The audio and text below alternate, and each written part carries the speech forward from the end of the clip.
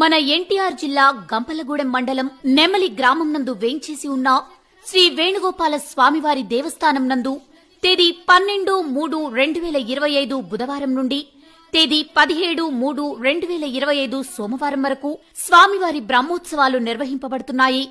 ఈ ఉత్సవాలలో భాగంగా తేదీ 12-3-2025 బుధవారం అంకురార్పణము, 13-3-2025 గురువారం శేషవాహన ఉత్సవము, ఎదుర్కోలు ఉత్సవ కార్యక్రమాలు నిర్వహింపబడును.